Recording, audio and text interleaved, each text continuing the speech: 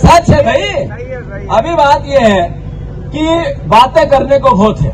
मन की बात आज प्रधानमंत्री जी ने करी। प्रदेश में बीजेपी ने आयोजन किया कि सब सुनो मन की बात।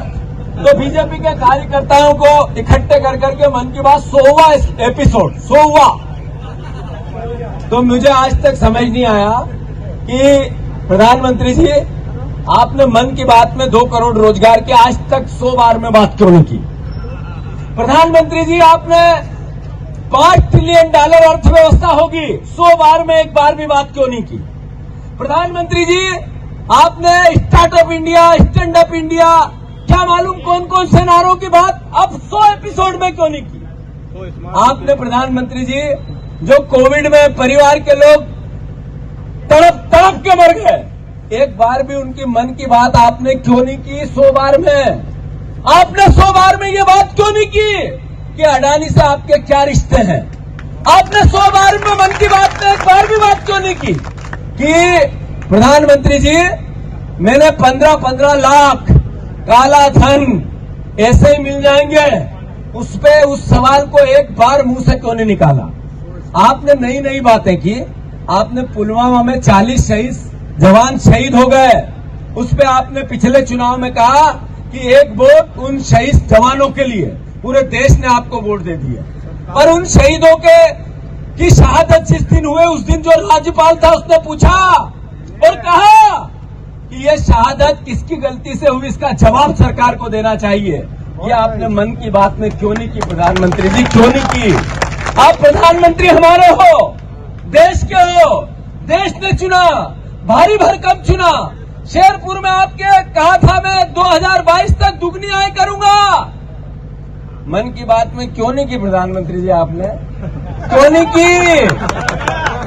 अरे ये बताओ, आपने इस दिन 15 अगस्त को जैसे ही प्रधानमंत्री बने 3 साल 4 साल पहले आपने रो के कहा, आंसू बहा के कहा कि मैं एक याचना करता हूं देशवासियों से, एक प्रार्थना करता हूं मैं देशवासियों से कि मां की, बेटी की, बहन की सम्मान की लड़ाई में देश को पीछे नहीं रहना चाहिए। एक संकल्प पूरा देश ले। ये प्रधानमंत्री जी ने 15 अगस्त के लाल किले के प्राचीन से कहा था। ये बहनें साथ साथ जिनने कहा कि हमारे साथ अत्याचार, अनाचार, बलात्कार हुआ है, उसकी FIR दिल्ली पुलिस को दी। तो प्रधानमंत्री ने उस पर मन की बात में क्यों नहीं कहा कि ये बेटियां क्यों रोड पे बैठी है दिल्ली में। अरे प्रधानमंत्री ने, राहुल गांधी ने कहा कि देश में महिलाओं के साथ बलात्कार हो रहे हैं, अत्याचार हो रहा है, अनाचार हो रहा है। तो दिल्ली पुलिस चली गई पूछने की, बताओ कौन सी बहनों के साथ बलात्कार और अत्याचार हुआ, देखा होगा आप लोगों ने। अब ये 7-7 बहनें 15 दिन से बैठी है, पहले भी बैठी थी, अब प्रधानमंत्री की पुलिस नहीं आ रही। तो साथियों, बात लड़ाई है 3000 रुपया कुंटल की, लड़ाई है किसान के सम्मान और अधिकार की, लड़ाई है इस देश में।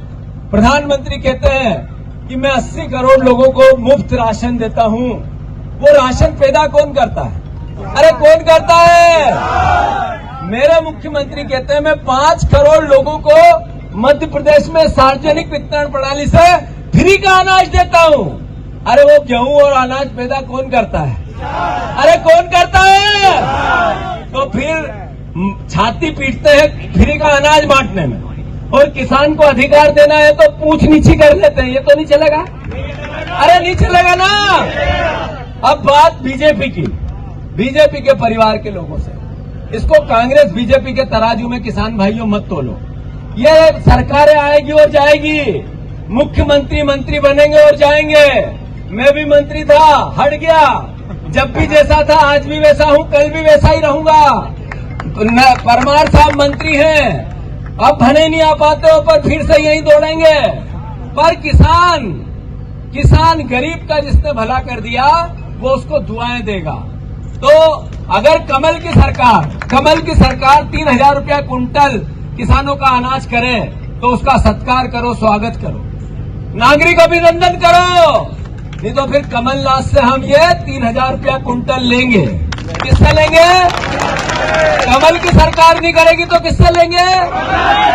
कमल की सरकार नहीं करेगी तो किससे लेंगे? और आखिरी बात,